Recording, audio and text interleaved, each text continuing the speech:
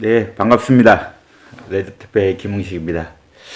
오늘은 산행을 할 때나 운동을 할 때 호흡하는 부분과 그리고 보행의 속도 이런 부분에 대해서 같이 좀 생각을 해볼까 합니다. 사실 우리 산에 다니는 사람들이 보통 등산에 관련되어 있는 분야가 학문적으로 체계화되지 않다 보니까 호흡은 어떻게 해야 되고 그리고 속도는 어느 정도 내야 되고 자세는 그리고 마음가짐은 어떻게 해야 되는지 이런 부분에 대해서 정리된 게 없습니다, 사실. 그러다 보니까 유튜브라든가 기타 자료를 이렇게 많은 분들이 찾아보시면서 좀 혼란스럽게 생각하는 분들이 상당히 많으실 것 같고요. 그리고 저 자신도 지금 이렇게 말씀은 드리고 있지만 저도 궁금해서 여러분들하고 같이 한번 해보면 어떨까 이런 생각이 들어서 한번 이야기를 하고 있습니다.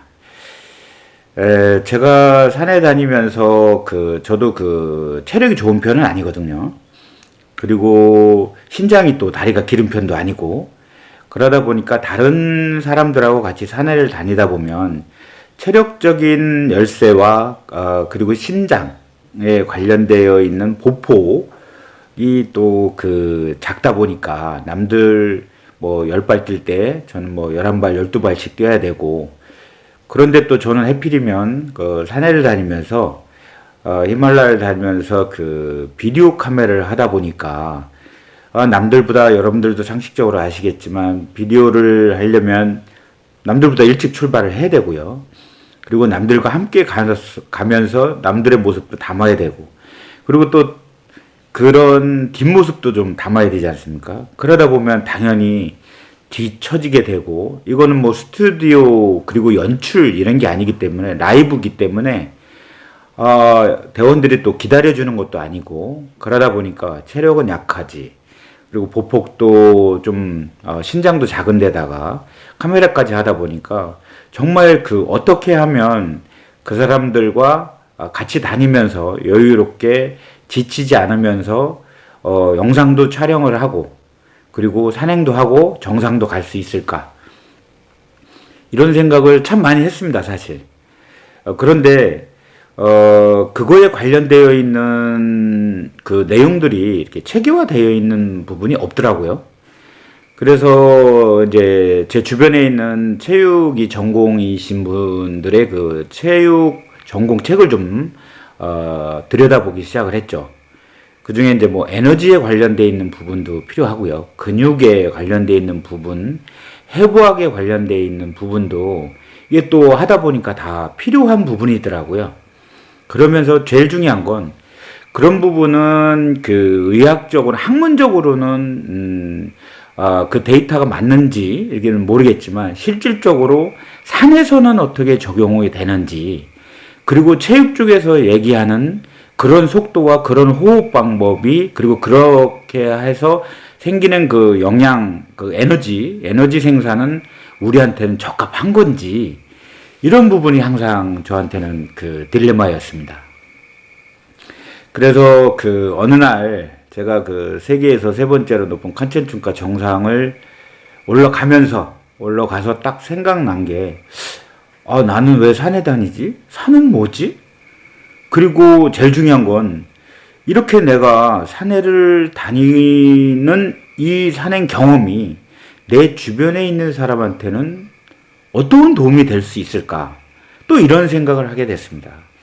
그래서 이제 좀 전처럼 이런 책도 보고 이런저런 분들도 만나보고 대화도 좀 많이 해보고 했는데 그래서 저 나름대로 또 그게 체계화되어 있지 않다 보니까 또 임상실험이 좀 필요하지 않습니까? 그래서 이제 저하고 같이 산에 다니시는 분들하고 여러 가지 10여 년 동안 스타일의 산행을 좀 해봤어요. 그 중에 이제 제일 강조하는 부분이 호흡에 관한 부분인데 호흡은 뭐 입으로 하느니 코로 하느니 두 번 들이마시고 뭐 두 번 내쉬느니 뭐 여러 가지 복식 호흡을 해야 되니 깊게 들이마시고 이렇게 내쉬어야 돼. 사실 뭐 다들 그 맞는 말인 것 같아요. 그런데 제가 드리고 싶은 말씀은 복식 호흡을 하든 어떤 호흡을 하든 간에 호흡의 시작은 코여야 된다 라는 말씀을 좀 드리고 싶습니다. 그리고 우리가 왜 산에 다니는지 이거를 알게 되면 속도에 관련되어 있는 그 속도에 따라서 또 산소, 공기 섭취량이 좀 달라지지 않습니까? 그 공기 섭취량이 달라지면 우리가 또 사냥할 스타일이 좀 다르겠죠. 그래서 일단은 호흡을 그 생각을 하면서 먼저 코의 기능을 한번 좀 생각을 해봤습니다. 우리 얼굴 중앙에 있으면서 구멍이 두 개가 뚫렸는데 우리가 이제 겉으로 보기에는 그런 아주 단순한 구조로 되어 있죠. 그런데 이 코가 상당히 중요한 역할을 하고 있다라는 거를 저도 이제 이런 궁금증을 풀어가면서 알게 됐습니다. 그 얘기를 여러분들하고 해보면 이 코가 제가 잠깐 코 사진을 이렇게 보여드리도록 하겠습니다. 코 사진. 예. 마치 이 코가요, 자동차로 얘기를 하면 자동차 라디에이터하고요, 그리고 자동차 그 에어 필터하고 히터, 이런 기능을 여기서 다 하고 있다라는 걸 알게 됐습니다. 그리고 지금 구조를 보시면 아시겠지만 상당히 복잡하게 되어 있어요. 그죠? 겉으로 보기에는 단순한 콧구멍 두 개밖에 없는데 이 코 구멍으로 공기가 들어가면서 여기 보시면 이 옆에 이 부분에 요게 그 선모, 털이죠. 선모. 이 선모와 그 점액으로 되어 이 성분이 이 안에 있는데 이게 호흡을 코로 공기가 들어오면서 외부에 있었던 세균이라든가 그리고 먼지라든가 그리고 또 그 바이러스 뭐 이런 부분이 있지 않습니까? 이런 거를 이 선모 그리고 이래 코 점막에 있는 액으로 인해서 그거를 일단은 필터링을 한다라는 거죠. 네. 그리고 그 다음에 여기 상당히 복잡하지 않습니까? 이 복잡한 공간을 다니면서 이 공기가 이 콧구멍에 들어와서 이 편도 쪽으로 넘어가는데 0.2에서 0.5초 정도 걸린다고 하더라고요. 요 기관을 다니면서 공기가 데워진다고 합니다. 공기가 데워져 가지고 외부 온도가 어쨌든 간에 뭐 35도에서 36도, 뭐 일부 문헌에는 30도에서 32도, 어쨌든 간에 30도 이상의 온도로 지금 같은 겨울 그리고 히말라야 같이 마이너스 뭐 20도 30도 되는 그러한 공기도 코를 통과하는 사이에 0.2에서 0.5초 사이에 온도가 30도 이상, 체온하고 같은 온도로 이게 변한다라는 거죠. 참 대단한 거죠. 그리고 상당히 중요한 겁니다. 그뿐만 아니고요, 여기를 통과하면서 습도 조절이 된다는 거죠. 습도 조절. 그러니까 여기를 단순하게 코로 숨을 들여 마시는 순간 일단 먼지라든가 이런 불순물하고 세균이라든가 이런 걸 잡아주고요. 습도하고 그리고 온도 조절이 된다라는 거죠. 이건 상당히 중요한 부분인 것 같고요. 요즘 들어서 미세먼지 같은 게 상당히 많지 않습니까? 그러면 반드시 우리가 항상 그 마스크를 하고 다닐 수만은 없지 않습니까? 일상에서도. 그렇기 때문에 호흡은 반드시 필요한 것 같아요. 코로 들여 마시는 숨. 일단은 복식 호흡이 됐든요, 어떤 호흡이 됐든 공기는 코로 일단 들여 마신다. 예, 그리고 나서 숨을 길게 들이쉬고 그리고 길게 내쉬고 그러면서 복식을 호흡을 하고 이런 건 다음 단계인 것 같아요.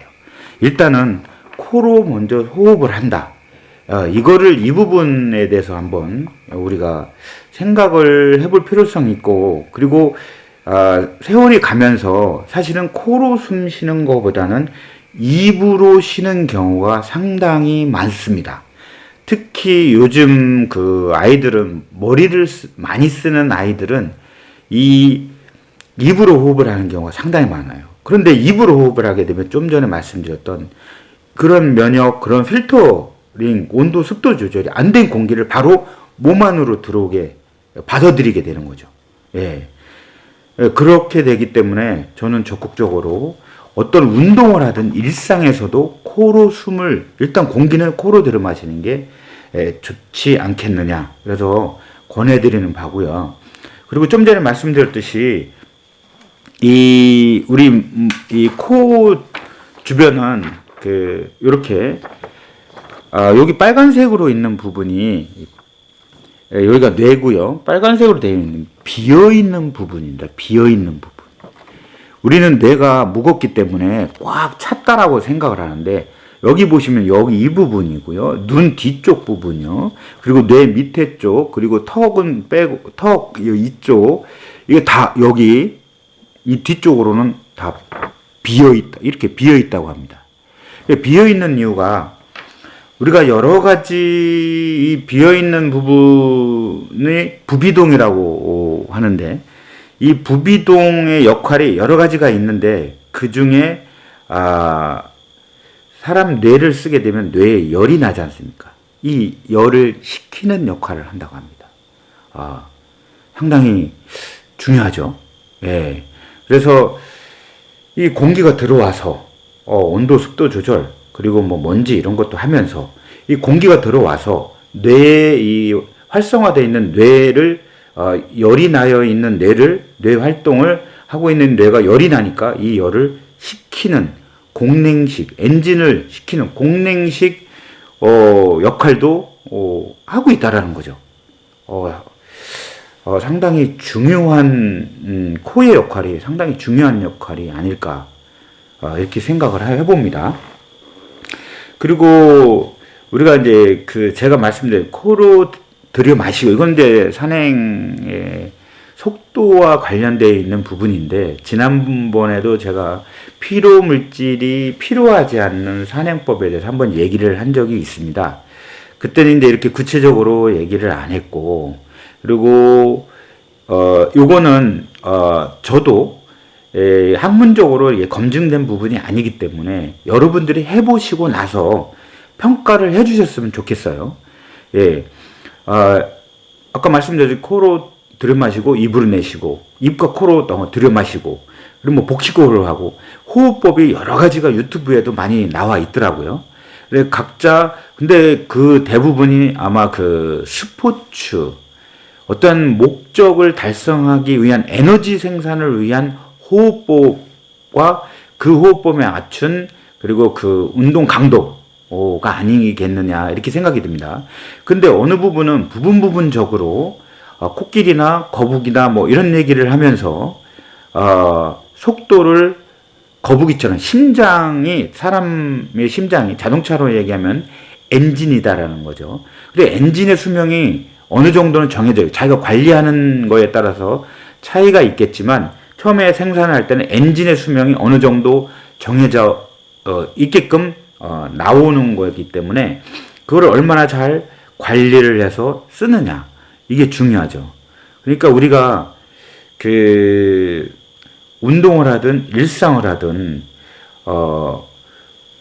심장의 박동수가 엔진이라고 치면 심장의 박동수가 심장도 수명이 엔진처럼 정해져 있다면 그러면 심장의 박동수가 아무래도 적게 뛰는 것이 유리하지 않겠습니까? 예. 그래서 심장의 박동수가 적게 뛰는 방법은 여러 가지가 있는데 그 중에 우리가 운동을 저강도나 중강도 운동을 하는 그러한 운동법이 사실은 심장의 수명을 연장시키는 방법이기도 하고요. 그리고 또 하나는 이거는 운동적인 부분이지만 정신적인 부분으로 스트레스라든가 이런 거를 안 받는 게 또 상당히 중요합니다. 사실은 우리가 산에 다니는 운동을 하는 것 중에 스트레스 해소라는 부분도 있지 않습니까? 같은 맥락으로 보셔야 되지 않을까. 근데 우리가 운동을 하거나 받은 스트레스를 풀려고 하는 이유는 최종 목적은 뭐냐? 결국은 건강해지고 싶다라는 게 아닌가. 그렇지 않습니까? 그래서 저는 그 100세 산보라는 말을 한번 생각을 해봤어요. 앞으로 뭐 지금은 100세 시대이지만 앞으로 좀 더 있으면 뭐 120세까지 지금 내다보는 사람들도 학자들도 많더라고요.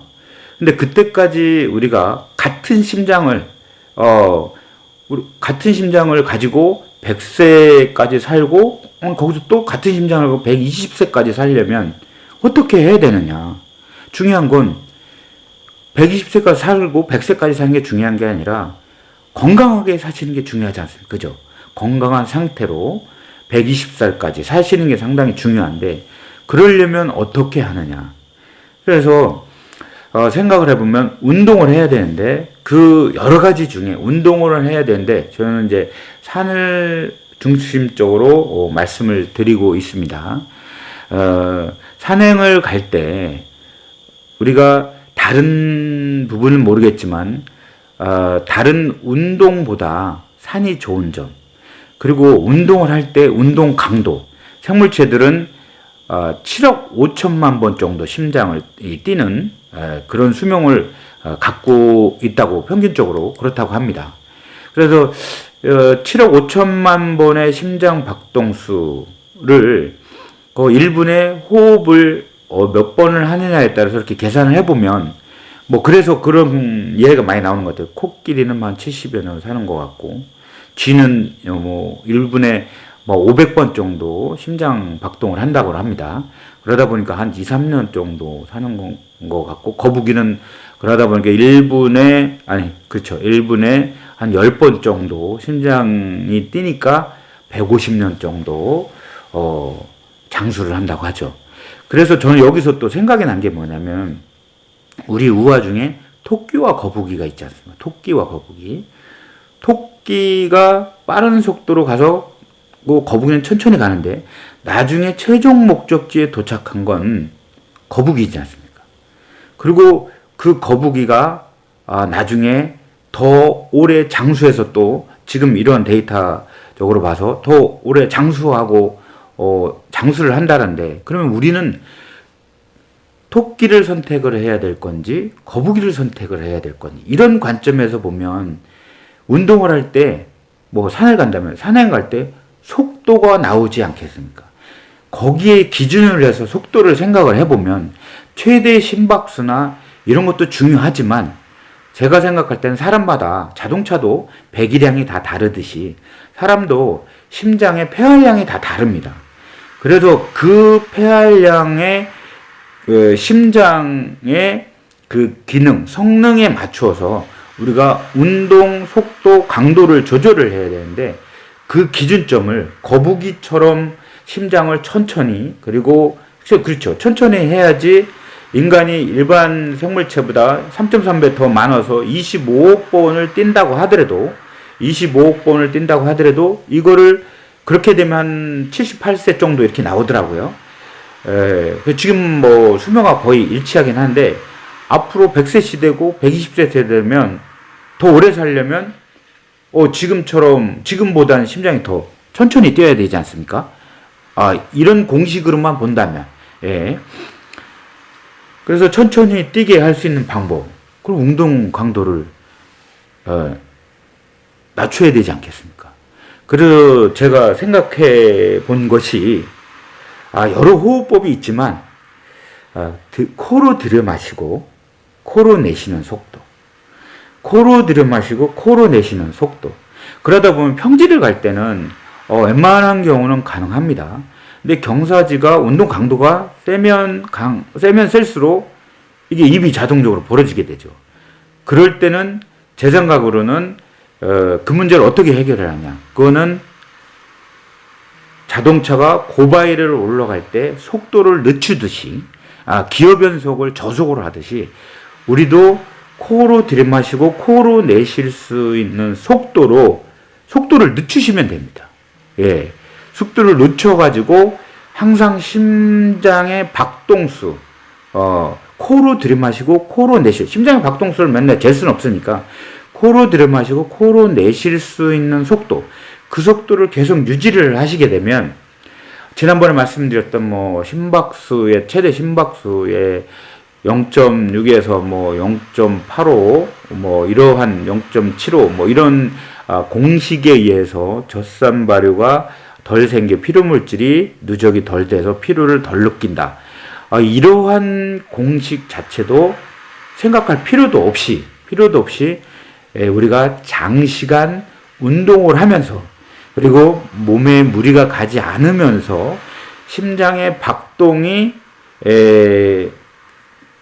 몸에 무리가 가지 않는 강도로 뛰면서 우리가 운동을 할 수 있지 않나 이렇게 생각이 듭니다. 그 중에 여러 가지 운동 방법 중에 산행이 좋은 점이 뭐냐면 전 등산이라는 말을 잘 안 씁니다. 왜 그러냐면 그냥 제 주관적인 표현으로 산을 올라가는 것만이지 하산이 없지 않습니까? 그래서 전 등산이라는 말을 잘 안 쓰고요. 산행이라는 말을 주로 씁니다. 근데 그 산행이라는 것도 우리가 보통 이렇게 말씀드리는 거예요. 운동 방법 중에 여러 가지 방법인데 그 중에 걷기가 가장 좋은 운동 방법이라는 건 여러분들이 그리고 또 인류가 그렇게 진화를 해왔고요. 그렇기 때문에 가장 좋은 운동 방법이 가장 궁극적인 방법이 걸어 다니는 거죠. 특히 우리나라 산은 해발 고도가 3,000m가 이렇게 넘는 그런 고산이 없다 보니 어디든지 사람이 생물체가 살 수 있는 곳이거든요. 그래서 어느 곳에 가든지 물과 식물과 생물체들을 만날 수 있는 그런 공간들입니다. 그래서 산소가 결핍이 됐다든가 뭐 고산에 가면 산소도 이렇게 많이 줄지 않습니까? 그런 부분이 없기 때문에 우리가 산책하고 산보하고 건강을 위해서 걷기에 아주 좋은 지형을 갖고 있고요. 그리고 지금은 뭐 64%가 우리나라가 산이라고 얘기를 하는데 그 산이 있으면 반드시 또 산 반대가 물이 있지 않습니까? 그죠? 높은 곳이 있으면 낮은 곳이 있고 물이 있듯이 그 물가를 따라서 가다가 올라가면 산으로 올라가게 되고 산을 따라서 가다가 내려오면 물로 내려오거든요. 우리나라는 이렇게 항상 음과 양이 산줄기와 물줄기 그리고 물줄기를 따라서 오면 큰 물줄기가 오고 그 물줄기가 바다로 이어지고 이 장수 도시를 이렇게 보면 보통 산이나 바다 쪽 특히 반도 이런 곳에 그 장수 도시가 많더라고요. 그 이유는 아무래도 그 공기가 일단 좋고 물이 좋지 않은 곳이기 때문에 그런 것 같고요. 여러 가지 이유가 있지만 그곳에 사시는 분들이 또 식생이라든가 하는 그 생활 습관 예를 들어서 그 훈자처럼 해발 고도가 4,000, 5,000 뭐 이렇게 이런 곳에 있는 분들은 그 지형 자체가 이 비탈로 되어 있습니다. 산으로 되어 있어요. 그러다 보니까 무엇을 하려고 해도 평상시에 일상이 오르고 내리고 오르고 내리고 오르고 내리고 해야 되는 거죠. 그렇게 되면 우리가 그 손도 마찬가지지만 여기 보시면 이 사람 발입니다. 이 발이 사람 전신하고 몸하고 연결이 됐다는 건 여러분들이 잘 아실 거예요. 특히 이 엄지가 뇌입니다. 뇌고요. 이 뒤꿈치가 보면 생식기입니다. 생식기. 예. 그래서 뭐 다른 부분은 여러분들이 뭐 저보다 더 잘 아실 것 같고 이 오르막을 오르고 내릴 때, 그 올라갈 때는 아무래도 엄지 발가락이 땅에 많이 닿지 않습니까? 그래도 힘이 많이 가지지 않습니까? 평지도 마찬가지인데 걷다 보면 뒤꿈치서부터 시작해서 앞꿈치에서 엄지 발가락에서 끝나는데 그렇게 걷다 보면 그 앞꿈치를 계속 자극을 하다 보면 이게 뇌하고 연결이 앞꿈치가 이제 엄지 발가락에 뇌하고 연결이 돼 있다고 하셨습니까? 우리가 현대인이 가장 그 건강에 크게 미치는 게 스트레스. 이 자꾸 발가락을 움직이게 되면 발가락이 지면에 계속 닿게 되면 이 스트레스, 이 뜨거운 그 열기가 밑으로 내려온다라는 거죠. 예. 스트레스가 밑으로 내려온다는 거죠. 그러니까 결국은 많이 걷게 되면 스트레스가 사라진다는 얘기죠. 그리고 뒤꿈치가 생식기 아닙니까? 생식기. 생식기는 생물체에서 가장 중요한 부분이죠. 번식을 내가 태어난 것 중에 가장 중요한 역할을 자식을 번식을 해야 되는 부분이기 때문에 원초적으로 봐가지고 가장 중요한 역할을 합니다. 그래서 내려가다 보면 또 뒤꿈치가 많이 닿습니다. 평지를 걷거나 오르막을 걷거나 뒤꿈치, 발바닥, 엄지발가락 하지만 그래도 내려갈 때는 뒤꿈치가 아무래도 체중이 많이 실리지 않습니까? 내려갈 때 뒤꿈치 자극하고 올라갈 때 아무래도 체중이 앞꿈치, 엄지발가락 많이 쏠리고 뒤꿈치, 앞꿈치, 엄지발가락 이런 걸 계속 자극을 하다 보니까 이 엄지발가락은 뇌니까 생각이 좀 스트레스가 사라지고 뒤꿈치는 생식기, 사람으로 뭐 기계로 얘기하면 발전기의 에너지를 자꾸 이렇게 충전을 하는 그런 역할을 하다 보니까 좀 더 다른 평지를 걷는다든가 운동을 안 하는 사람들이라든가 우리처럼 지금 현대인처럼 도시에 모여 살아가지고 차를 많이 이용을 한다든가 이런 사람들보다는 훨씬 더 건강적으로 환경적으로 건강해질 수밖에 없는 환경을 갖고 있지 않나 이런 생각이 듭니다. 그런 차원에서 보면 여러 가지 운동 중에 외국산 히말라야 이런 건 말고요. 우리나라 산하는 아주 최적의 조건을 갖고 있다고 저는 개인적으로 생각을 합니다.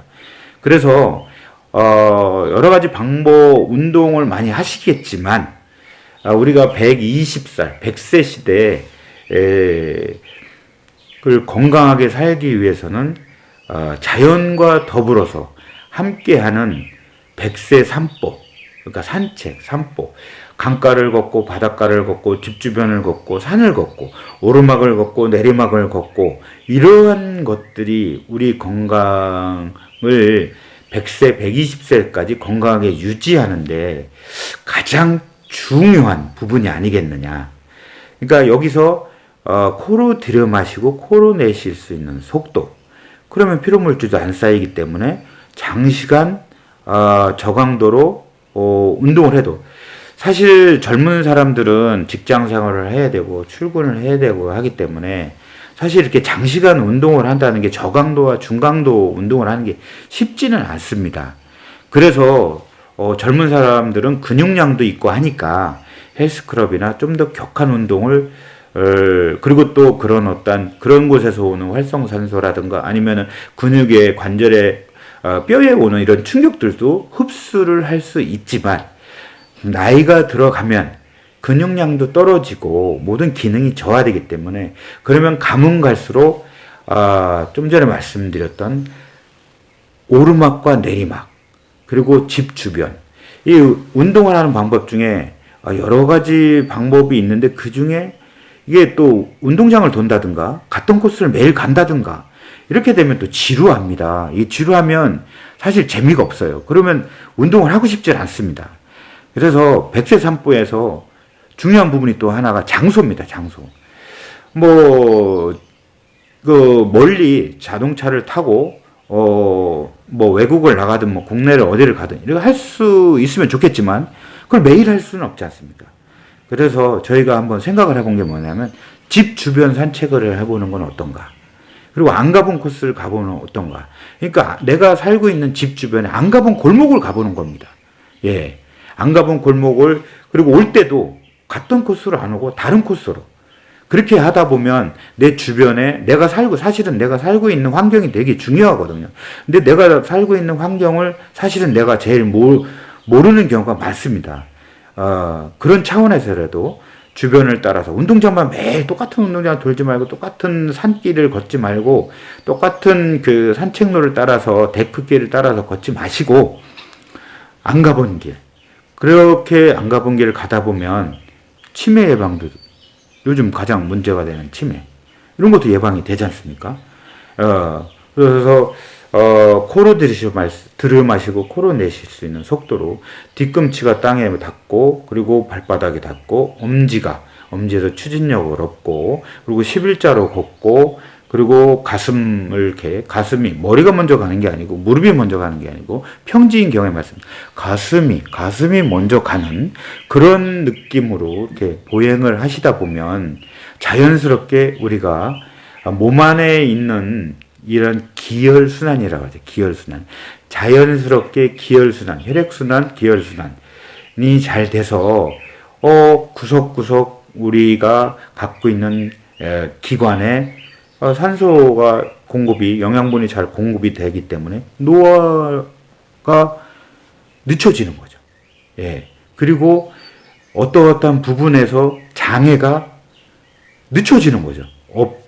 노화가 사라지지는 않겠죠. 근데 노화되는 속도가 줄어든다는 거죠.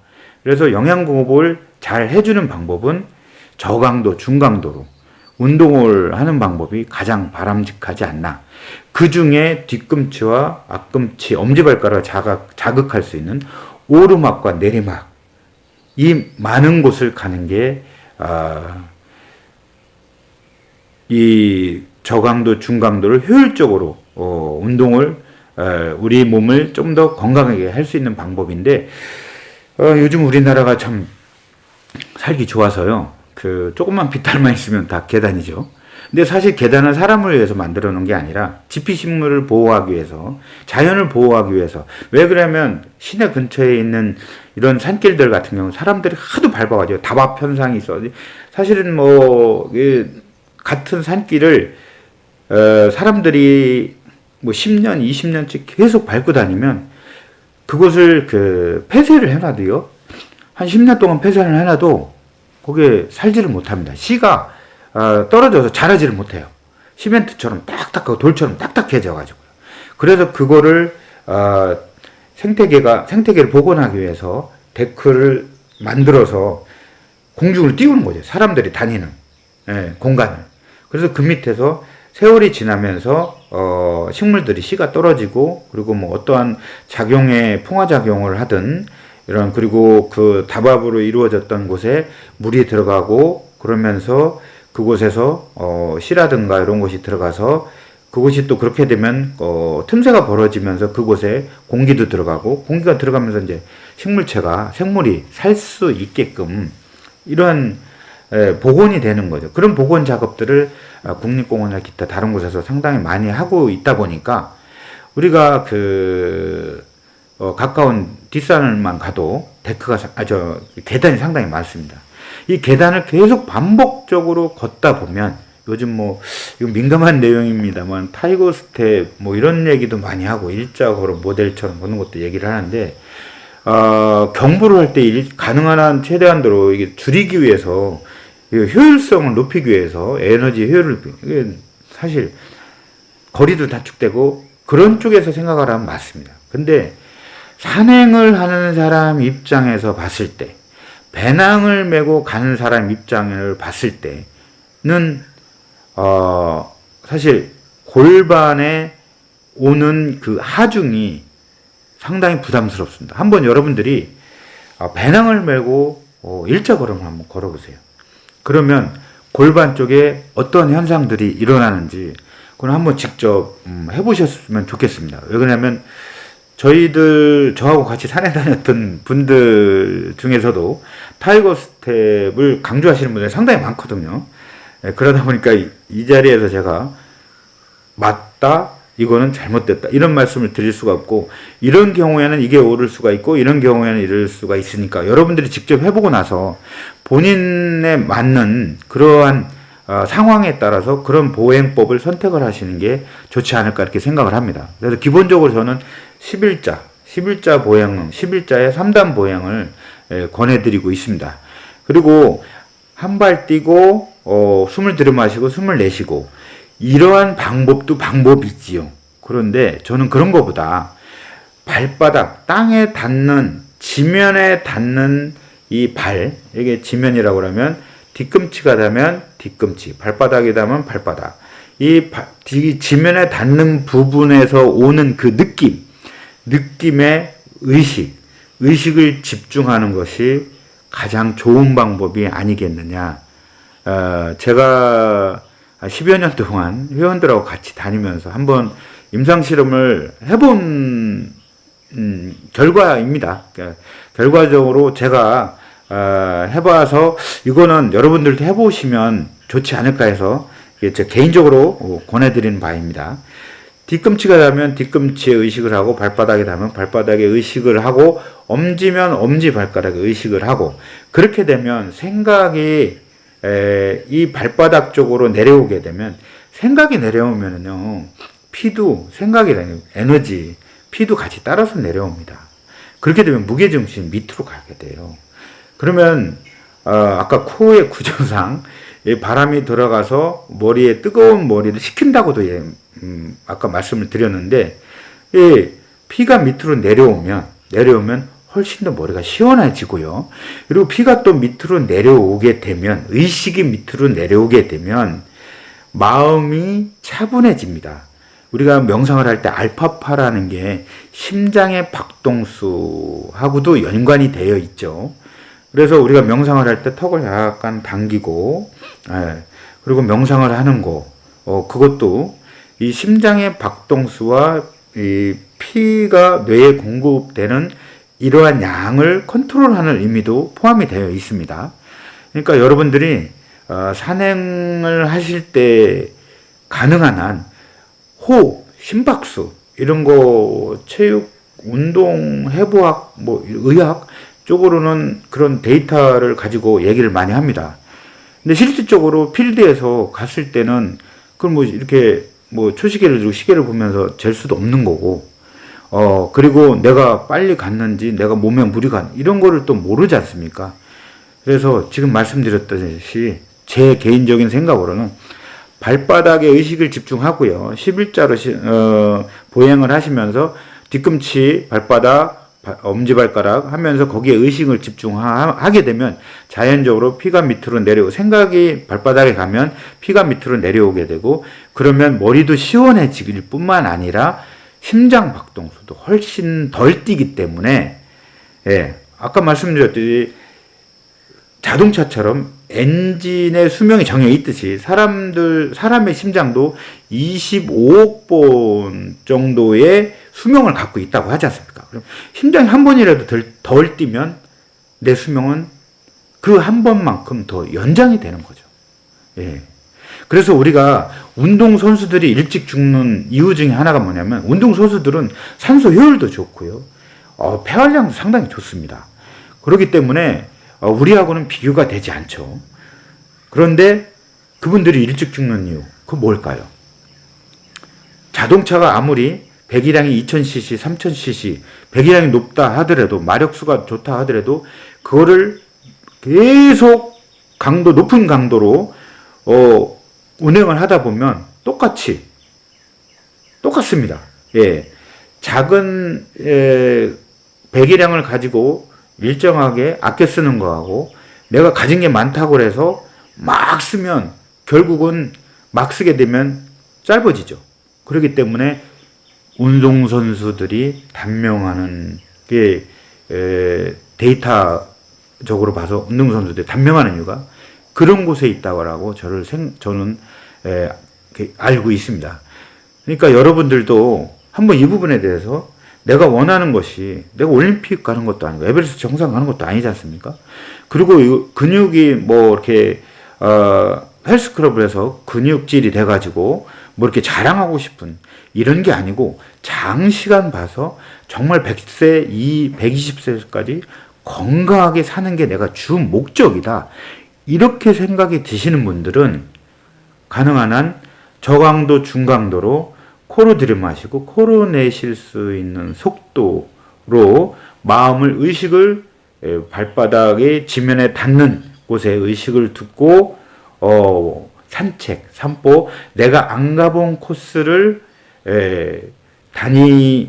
투어를 하듯이, 도보 여행을 하듯이 다니다 보면 지루하지도 않고 재미있으면서, 코로 내쉴 수 있으니까 심장에 무리가 가지 않으면서 관절에, 그리고 뼈에, 근육에 무리가 가지 않으면서 지속적으로 운동을 하기 때문에 결국은 내 몸이 나도 모르는 사이에 건강해지면서 수명이 연장이 된다는 거죠. 그래서 저는 개인적으로 코로 들여 마시고 1차 면역 기능을 하지 않습니까? 필터 역할을 하기 때문에, 필터와 가습기와 히터 역할을 다 하는 거 아닙니까? 그래서 코로 들여 마시고, 그리고 숨을 길게 들여 마시고, 또 길게 내쉬고, 그건 사람에 따라서 다 다를 수도 있습니다. 대신 코로 들이마시고 코로 내쉴 수 있는 그 정도의 속도로 운동의 강도를 조절을 해서 다니시면 좀 전에 말씀드렸던 것처럼 좀 건강하게 오래 사실 수 있을 거라는 생각에서 이런 말씀을 드리니까 혼란스러워하지 마시고요. 어떤 사람은 이렇게 얘기하고 어떤 사람은 이렇게 얘기해요. 저도 그래서 이렇게 말씀을 드리는 겁니다. 저도 그런 방법도 해보고 저런 방법도 해봤는데 제가 지금 말씀드리는 방법을 권하는 사람은 없더라고요. 그래서 한번 권해봅니다. 제가 히말라야 다니면서 체력도 약하고 그리고 남들보다 카메라를 하기 때문에 더 많은 시간을 움직였어야 되는데도 불구하고 끝까지 같이 있었던 부분은 무엇일까 저도 생각을 해봤어요. 제가 아침에 일어나가지고 끝날 때까지 한 번도 바닥에 앉아본 적이 없는 날이 상당히 많더라고요. 대원들은 앉아서 간식을 먹거나 휴식을 취할 때도 그 간식을 먹거나 휴식을 취하는 그 모습, 그 장면, 그 표정을 또 찍어야 되기 때문에 앉아 있을 수가 없고요. 그리고 대원들은 간식을 다 먹고 나서 바로 출발합니다. 그럼 저는 간식 먹을 시간도 없고 물 먹을 시간도 없어요. 그런데 또 가는 모습을 일어나서 배낭을 매는 모습을 찍어야 되고 그리고 출발해서 가는 뒷모습을 또 찍어야 되지 않습니까? 그러고 나서 또 쫓아가야지. 거기서 나는 앉아가지고 간식을 먹거나 이러다 보면 낙오가 되죠. 그리고 그런 상태에서 또 쫓아가야 되고 또 쫓아가야 되고 또 쫓아가야 돼요. 결국은 따져보니까 하루에 한 번도 12시간, 14시간, 16시간을 걸어도 엉덩이가 배낭이라든가 눈에 어떠한 곳에 앉아본 적이 없어요. 그래서 텐트에서 출발해서 텐트에 도착할 때까지 한 번도 앉아본 적이 없다라는 거죠. 보통 이런 자료를 찾아보면 서서 쉰다. 이런 얘기 참 많이 나오죠. 예. 그런 부분은 그분들의 이제 데이터를 좀 보시고, 그리고 저도 거기에 공감을 하고 있습니다. 예.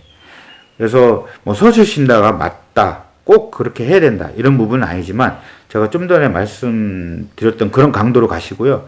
그리고 자동차하고 똑같이 가다가 쉬었다가 쉬었다 그러면 칼로리적인 부분에서도 그렇고 탄수화물이 몸을 데피고 그 다음에 지방을 태워야 되는데 탄수화물이 몸을 막 히팅을 해가 지방을 태울 때쯤 되면 쉬고 그러면 지방이 사실은 9kcal 때문에 지방을 써야지만 우리가 장시간에 장거리 사냥에 강하거든요. 그리고 몸 안에 갖고 있는 부분이 에너지원이 지방이 상당히 많고 그리고 숨을 쉬면서 꾸준히 걷게 되면 그런 현상들이 그냥 기본적으로 탄수화물에서 자동적으로 그 지방이 타게 되고 이런 공식이 내가 상식적으로 몰라도 그냥 몸 안에서 자동적으로 이루어집니다. 예, 이루어집니다. 근데 그런 부분이 궁금한 시면 유튜브라든가 문헌이라든가 그리고 체육 운동학 해부학적으로 이런 책들을 찾아보면 거기에 다 나옵니다. 그런 부분은.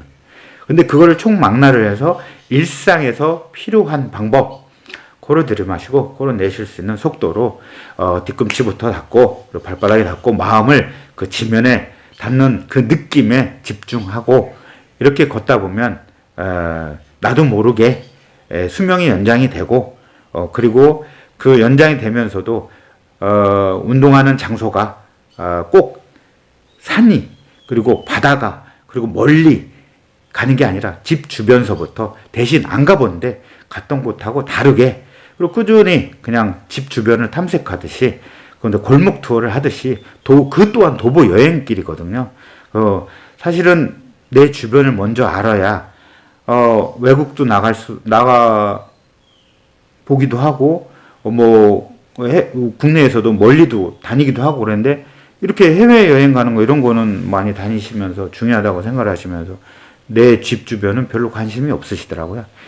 그래서 이번 기회에 시간도 많고 이제 정년을 하셨으니까 시간적 여유가 많지 않습니까? 그리고 수명은 길어졌으니까 시간적인 여유가 많지 않습니까? 그러니까 조그만 배낭에다가 물 한 병 넣고 카드 한 장 들고 현금 10,000원짜리 하나 들고 그리고 집에서 냉장고 열어보면 뭐 먹다 마른 음식들, 간식들 너무 많지 않습니까? 그거 좀 챙기고, 그리고 나이가 들면 저는 또 이걸 권해드립니다. 스틱. 산에서만 쓰는 게 아닙니다.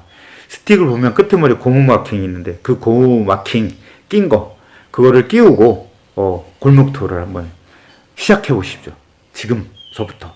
그리고 나서 그렇게 한 달, 두 달, 한 1년 정도 해보시고 나서 저한테 이렇게 해보니까 이렇다. 그거는 좀 문제가 있는 것 같다. 이렇게 보면 어떨까? 이런 말씀을 해주시면 저도 도움이 많이 될 것 같습니다. 어쨌든 우리 레드토피 회원님들 건강하시기 바라겠고요. 그리고 우리 모두 다 100세, 120세까지 건강에 살기 위해서 100세 산보 추천해 드립니다. 감사합니다.